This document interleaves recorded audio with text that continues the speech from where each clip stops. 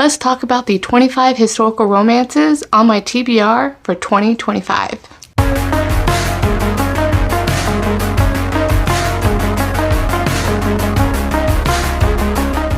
Welcome to my channel. My name is Crystal and this is Books Forever After, where I sit on the floor, we talk about everything and all things books and nothing but the books. Okay, as you could tell from the thumbnail, I'm sure, and the intro, we are going to talk about 25 historical romances that are on my TBR for 2025. But before we get started, don't forget to hit the like button, subscribe button if you want to, and don't forget to hit that notification bell so you'll be notified for every time I post. Okay, without all that all the way, let's get started. So we have 25 historical romances to go through. I don't know about you, but that's going to take me a long time to talk about all the blurbs, and I typically just like to know in general the vibe and a little bit of the premise. We're just gonna go why I'm really excited about reading these. A lot of these authors are new to me, or I've read them years ago and I'm just reading them, but majority of these books I haven't read. I think one or two I may have and don't recall. So it's like rereading for the first time. I mean, it's like, it's what we want. You forget. So it's like experiencing it for the first time again. Now, usually people do these type of videos at the beginning in January or sometime in the month of January. However, I am a rebel and we're going against the flow. And the reason for that is I usually don't have my goals and such in January. I'm just not that person. I'm like, near spring, give me the chance to just be a hermit in my little hobbit hole and just read and do what I want and not have to think too much about it. For the past year, I think, and the year before, part of my reading goals has been to read 50 historical romances. Now, for those of you that may or may not know, I love historical romances and fantasy romance, or romantasy, and those are my split personalities in reading. And so I try to ensure that I don't get distracted by putting that as my stretch goal to read. Now, I typically only read about 100 books, and last year I only read 90 books. I think last year, if I did the count right, I read only about 34 to 36 historical romances, so not quite there yet. And that's because I also enjoy reading contemporary romances too when the mood strikes as well. Contemporary, dark romances, those sorts of things. So I went a little sidetracked last year. Now, that is still going to be my stretch goal for 2025, is to read 50 historical romances. But I figured setting my goal to at least 25, and 25 specifically to this group, will help me to achieve that goal. Now, having a goal without a plan is just wishes and dreams. So to ensure that I just kind of just keep track and still make it fun and mood read, I will be doing a spinner wheel or some sort of like TBR jar thing to choose at least 3 historical romances from this group. And I will also be trying to continue series of the authors that I'm still reading, so I'll also be picking like one of those to read. So I'm at least reading 4 historical romances a month until the end of the year. Now, of course, I will always allow myself to mood read and mix things up, but that is just where we're going. These are the ones that I'm most excited about, and I can't wait to share with them with you and start talking about the books. Now, if I have a step back and such, we're going to show you the step back because, I mean, it's like a requirement, right? Alright, so I'm going to start in alphabetical order because I can't help myself. And we'll be putting all these books will be putting onto my TBR cart here on the second shelf of my cart. Other books I will be sharing with you. I have my fantasy romance TBR, and I will have that in a later video as well. For the books that are new to me, that will be my focus. And then on the bottom here, which I don't think you can see, are all of my series of historical romances that I want to read the next one in, if I have a physical copy. And then I have another series on there that I may or may not read, depending on how I am enjoying. So yeah, so obviously these are all physical copies of books that I own. So that may or may not mean that I will still go to the library, obviously, as always, especially if I want to continue in that series and read the next one. I'm gonna probably get it from the library if I can't get a physical copy. Now, starting off with the first book of an A is Jennifer Ashley, and this is The Madness of Lord Ian Mackenzie. And I believe this has neurodivergent rep in here. I don't know much about this, and I have not read this author before. And this copy was actually gifted to me, Tara from Tara Talks book. So I'm really excited to read this, and I wanted to make this a priority. I know this is a really popular historical romance. I know a lot of people, of my friends and people here on BookTube, really enjoy this one. So I'm excited to try this author. Next one, coming with the letter B, is Mary Balogh, and this is The Proposal. Now, I have a bunch of Mary Balogh series, pretty much all of them, that I'm getting really excited to start, but I wanted to start with this series, and I kind of have it in sequential order and a little bit in that way. So this is the step back. Now, I believe these ones are widows, if I'm correct. Yes, so this one follows, I think this series follow women who are widows and find their second chance in that kind of way. I'm excited. I know nothing else about it. Another letter B is we have Anna Bennett, and this is The Brown-Eyed Earl, and I believe this is a governess romance, so excited to read this one. I had intended to read this during the Romance Readathon, or was it when I had my Ever After Readathon in May last year? I'm not sure. But yes, I am excited to read this one, and that would be the governess romance, and this will be a new to me author as well. The third letter B is we have Kerrigan Byrne, is How to Love a Duke in 10 Days. Now, as we all know, I love the Victorian Rebel series by her, especially the Highwayman, the Highwayman, which is like my all-time favorite, that has basically surpassed Again the Magic by Lisa Kleypas. Now, this is a different series by her. I think I have 2 more books of that series of Victorian Rebels, but I do want to read this series as well, and I'm excited to see if I like this one. Book number 5 here, we're starting with the letter C. We have Anna Campbell, and this is Claiming the Courtesan. Now, I had read, this is the step back, I had read a different book by her in on part of our Mood Reader book club with April. This one actually was also gifted to me by Autumn from Autumn Knows in a Book. She's primarily on Instagram now, but I will link her YouTube handle down below. Hopefully, we're both mood readers, so I would love to buddy read this with Autumn whenever I do get the chance to read this one. So Autumn, if I pick this one, we gotta read it. We gotta read it. Maybe we can do it during the Ever After Readathon in May, because I will definitely be doing that again. And that's where I first see me reading a lot of these, is in May, because that's basically all I will read is historical romance in May, which is my birthday month. Another letter C, we have Loretta Chase, Lord of Scoundrels. Now this is an OG bodice ripper type of book, I think, but it's long-standing. I have never read this author before, or read this one, I should say. I did attempt to read her most current release this year, I DNF'd. That was a 3rd book in a series, because it was something to be desired and needing to read the other series, and it was just very slow. So I decided to stop for now.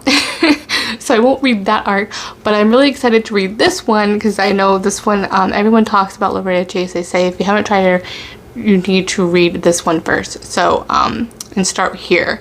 So I made a mistake, and I need to correct that mistake and start with this one. Now we're going to the letter D, and that is Christina Dodd's Scandalous Again. Now, this one doesn't have a setback, but now this is an author that I loved back in high school when I was really into historical romance 24/7, and I haven't read her in such a long time, and I remember loving her so much. Her, I believe what I can recall, she has like a sensual quality to it, and like her connection between her characters and I believe she had good banter too. So again, it's been years. I've been meaning to get back to Christina Dodd. I'm really excited to try this one because this one is a second chance. We're gonna go with the letter G, and I have Harper St. George, The Heiress Gets a Duke. Now I have actually purchased this from Jen from the Book Refuge off of her Mercari. I will link her link down below for her Mercari link there to check her shop out. Newer modern historical romance authors, and unfortunately, just like other historical romance authors with traditional publishing, those publishing houses are deciding not to renew those contracts for historical romance, which really makes me really sad. So I'm hoping to read this one. I know the newest release, they had decided not to continue to release that, and I do enjoy this series. Then I will try out her, if she does publish indie, to try out her other novels as well. I believe this is more set in the Victorian era, and I believe this is an American heiress and a duke. I know nothing else by that. Another G is we have Laura Lee Gurkey, or is it Laura Lee Girk? I don't know. There seems to be a debate on that one. But anyway, I'm excited to read The Truth About Love and Dukes, and I believe all of these are all book one in the series, so that's how my brain functions as well. For the most part, for those. I think this one is where the heroine is an author, where she writes a column, so I love that, having a blue stocking heroine where she's also an author. There's just something about that I really enjoy. We have this one. And I am super excited to try this one. I have read this author before, but it's been, I think, Rules for Heiresses. It's in like early turquoise one. So I mean, it was a 4-star. I really enjoyed it, but everyone talks about this one, and I'm really excited to try this one because I love a Beauty and the Beast retelling. It's like my bread and butter. I mean, it's where it all began, to be honest. This is the letter H, where we have Amelie Howard. Sorry, it's Amelie Howard, The Beast of Beswick, and this is a Beauty and Beast retelling. Now I am super sad because I was trying to take off the sticker. I had purchased this from a library sale, but the sticker took off part of the cover, and now I am so sad about it because this is just such a gorgeous cover. Can't wait to read this one. I know that this author also just published her fantasy romance as well, so I'm hoping to eventually be able to read that one too, which is in a gorgeous purple cover. So excited to give this one a go. Next is a new release. I believe it actually released last year. Yeah, was it last year? Yeah, summer last year, I think. And that is Eloisa James, Viscount in Love. We're at the J's. This is the start of her newest series, Accidental Brides. Again, know nothing. Eloisa James is one of those authors that can be hit or miss for me. I'm hoping that I really enjoyed this one. So this one says that he's a guardian, unexpectedly, to twins, and he decides to marry his former fiance's sister. She isn't perfect, but their kisses are passionate that society thinks he's actually chosen her. He wants a nanny, not a bride. She wants a lover, not a husband. This sounds really interesting. Okay, this sounds good because it says, yet as their heated debates turn into something more, Tori begins to imagine a life as a wife, not a nanny. Now, that just sounds like it's going to be so much fun. So give me all the banter and the back and forth. It's going to be a lot of fun. And now we're in the letter J's. We have Indigo by Beverly Jenkins. This is again another iconic novel. I have never read this author before. Shockingly, I don't know why, just because I'm just so behind it all the times apparently. But this is a Black love historical romance that is set in the Underground Railroad period in the United States. And during like around the Civil War kind of era as well. So that is all that I know. I believe that she's like a healer and she comes to him or somebody and he like leads the Underground Railroad maybe. Oh yeah, she's a member of the Underground Railroad. And so she helps lead runaways as a chance for freedom. And then one of her fellow conductors brings her an injured man to hide. I mean, forced proximity, that's going to be a lot of fun. So really excited to read this one, this iconic romance. Okay, I've turned off the heat, so hopefully it doesn't make a noise. And hopefully this lighting is good. So for some reason, the lighting is just really weird right now. But anyway, so the next one is Lisa Kleypas. So we had a letter K. We have Then Came You. I am trying to go back. I read pretty much all of her backlist, so I'm trying to go all the way back and do some of the books that I own, and just go back and read the backlist that I want. Everyone is reading, like, again, the Magic, you know, the Wallflowers, and now the Ravenels. I just kind of already read those recently, and I want to read that aren't maybe as popular or that haven't been talked about in a while, and just ones that I'm really excited about. So this is one of them. I believe the second one is the one that has, well, I think the second one in the series may have Mr. Craven or whatever. That's really popular, so I can't remember. I remember really loving that one. I will put a little picture there. I'm really excited to get to that one, because I really want to read that one too. So I can't remember if it's in the same series. If it is, what have you, but I'm going to try to read as many Lisa Kleypas as always, because just something about her writing, and that is just so easy to get into, and her characters and the romance, just always so good. So excited to read this one. This one seems like to be an older cover, and yeah, so you gotta love the iconic cover there. Then Came You. All right, now apparently I forgot the whole point of, like, putting the books on the cart. So yeah, let's take a pause, an intermission.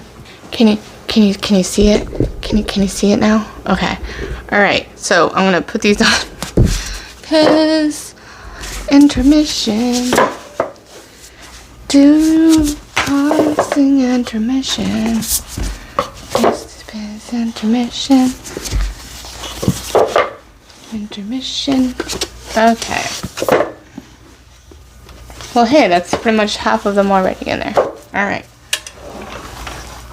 Let's scroll it around. Let's scroll it around, baby. Okay, here we go. Okay. I don't know. I'm not. This is not a professional setup we have here. All right. Next, we have one of the authors that I have so many as well, just like Mary Balog. I love her series.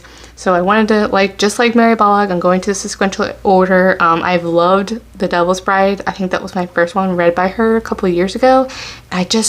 Something about her writing, it just got that, like, dark gothic tone to it. So I don't know if this one is the same one, but it is a pirate. It's a pirate romance, and that is Captain Jack's Woman by Stephanie Lawrence. This one is title is like number 0, so it's kind of like, again, the Magic. I'm guessing it's related, but not. I don't know. All I know is a pirate romance, and I love those. And excited to read this one. So that's all I can say there. I do love this cover as well. That is just gorgeous. I love that art. Stephanie Lawrence has, like, the prettiest, like, my most favorite step backs and covers. I mean, covers probably Johanna Lindsey, but, like, step backs, she's always, like, I just love the artist that does her books. This author has one of my 6 stars all-time favorite Second Chances as well, one of those, and with The Day of the Duchess by Sarah McLean. And so I'm excited to read this one too as well. I've heard great things, especially by Crystal, from Crystal Bookish Life. And this is Wicked and the Wallflower. This is book 1 in the Bare Knuckle Bastards. So we have that step back, which I just love the pink. Love the pink. Now, Sarah McLean is more of, like, a more modern era or modern historical romance writer. But they're just really enjoyable. They do have some undertones of, like, definitely has, like, a message underneath. Like, she really just crafts her characters and her romances so well, from that series that I read, and I'm excited to get into this one, as I know this is another well-loved series by her. Well, next is one that I just got on a whim based off the blurb at a library sale. And I've heard no one talk about this, and I'm just super excited to read it. It's a Scottish romance, Scottish Highlander romance, and that is with the letter M. We have Kinley McGregor, Taming the Scotsman. Now, nothing special here, right? but you turn it around and like boom. I mean, the whole belt buckle thing there too is just iconic, but I love it. It's more of like a medieval Highlander romance, and that's all I know. So this sounds like she runs away but she needs a guide, and so they kind of force proximity. He helps guide her on her trip to Scotland, I think. It looks gorgeous, and it sounds really interesting, and I'm really excited to try that one. Next one is another favorite of people's, and this one is another, I think, pirate one, or at least at sea romance, and that is another M, and that is Kat Martin, Night Secrets, which has this gorgeous bathtub scene. I love that. And yeah, that is all I know. Again, I don't know anything about these other than the bathtub setback.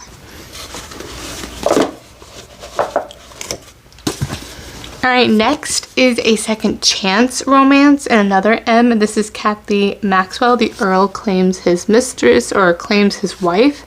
So I love it that it's like a second chance, but I think it's like a marriage in trouble kind of second chance. So excited for that.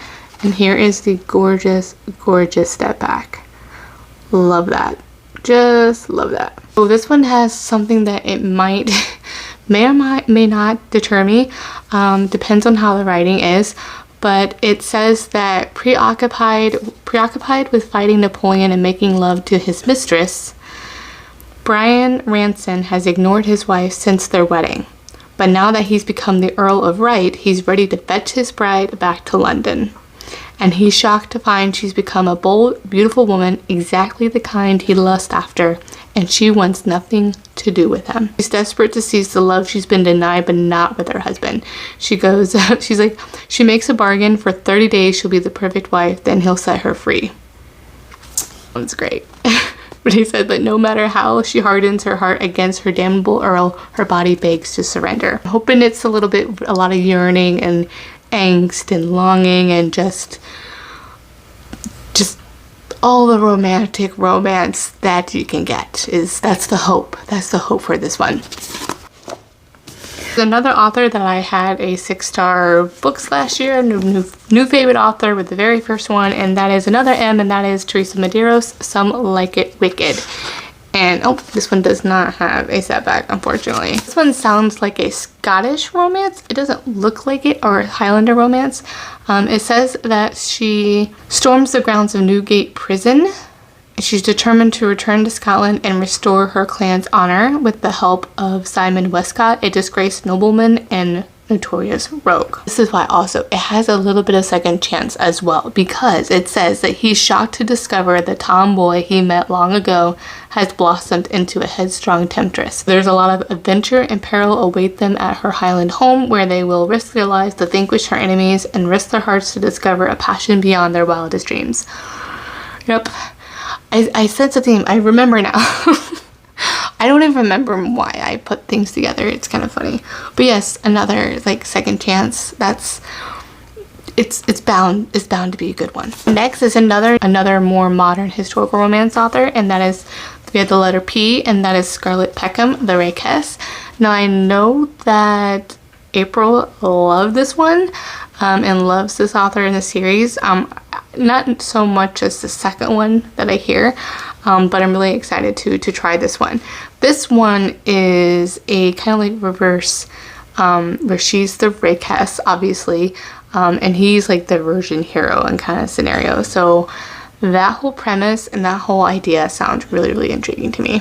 Now, another author that I read years ago, and just pretty much that I can remember, read most of her backlist, but again, it's like coming back with memory loss and rereading it for the first time, because I do not remember these. But I do remember I love these ones. And this one is Seduction by Amanda Quick. Unfortunately, this one doesn't have a step back or anything. But the reason why this really intrigued me is it gave me vibes of more of like a gothic romance, something like, not necessarily like a Jane Eyre or a Rebecca kind of vibes, because it says that townsfolk called him Devil for dark and enigmatic Julian, Earl of Ravenhood, was a man with a legendary temper and a first wife whose mysterious death would not be forgotten. Some said the Lady Ravenwood had drowned herself in the black murky waters of the Ravenwood pond. Others whispered of foul play and the devil's wrath. It says, now country-bred Sophie Doring is about to become Ravenwood's new bride, drawn to his masculine strength and the glitter of desire that burned in his emerald eyes. The tawny-haired lass had her own reasons for agreeing to a marriage of convenience. One was vengeance, and in its pursuit she would entangle him in a blackmail plot, a duel at dawn, and a dangerous masquerade. That's like all the things that I love. Bread and butter. So excited to try this one.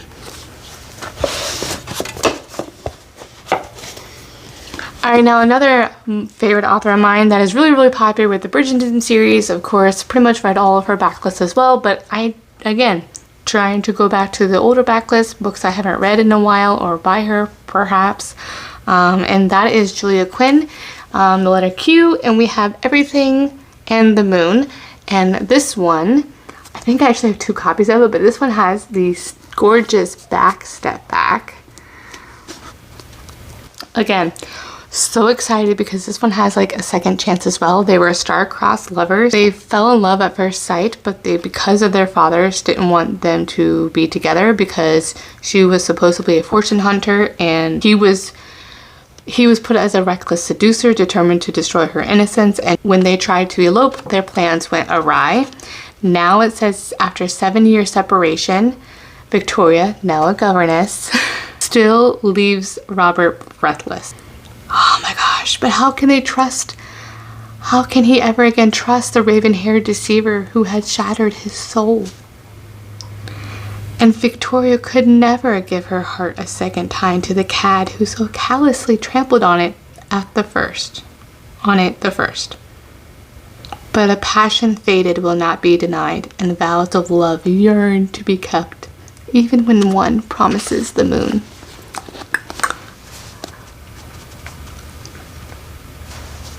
I don't know about you, but I'm excited. I'm just excited about it. I'm just so excited. We are down to the last 3. Right, next is another author that I've really adored and just loved, especially The Bride Goes Rogue. I love that book, and I can't wait to find a copy for that book. And so this one is the first in the series by her, which is The Rogue of Fifth Avenue, The Uptown Girls, by Joanna Shupe. So this is more of the darker, gritty London. This is also set in the Victorian era. Excited to read this one. It's time to read another Joanna Shupe. It's been too long. Alright, next is another author that I really enjoyed, The Countess, which was just a fun, like, Earl had to die kind of vibe scenario, which I loved that one by her. And so coming at the letter S is Lindsay Sands, An English Bride in Scotland, and that is the step back. Alright, so this one, she's about to take the veil to become a nun when her mother suddenly arrives at the abbey to take her home so that she can marry the Scottish laird who is betrothed to her runaway sister. She knows nothing about being a wife, nothing how to run a household, and definitely nothing about the marriage bed. I'm hoping there's banter. That's one thing that I really liked about The Countess by this author, is it was just fun and hijinks, and the banter was great, and it was a good time. So I'm hoping that it's the same with this one. Now, last but not least, now this was a recommendation by someone on Instagram, I think, when I had asked for something that was angsty and just yearning, when I was in the mood for something really angsty and something that wasn't fantasy romance, but something just to give me that itch that I needed scratch. So that is Petals on the River by Kathleen E. Woodiwiss. Now this is also another OG author, and I have a lot of books by her as well. I think she's only published 12 books before she had passed away. And another OG bodice ripper type of author. Some I think have debated saying that she had the first bodice ripper perhaps. Don't quote me on that. I know nothing, but just based off the recommendation of one of you guys just telling me that I would like it because it's angsty and all that, so yearning, I'm gonna put it on this list and I'm gonna read it. All right, that's it. That's all we got. See, look at them. They're so beautiful. Look at that. Look at that. It's beautiful. So excited. So those are all the 25 historical romances that are on my TBR for 2025. So I'm really excited for that. Let me know if any of those really called out to you or you're excited about to read. And if you don't want to comment that but want to let me know that that you were here, go ahead and comment a pink heart down in the comments. As always, I'll have all my links down below, my Instagram, my Goodreads, and my bookish wishlist. Thank you for watching, and I will see you in the next one. Bye.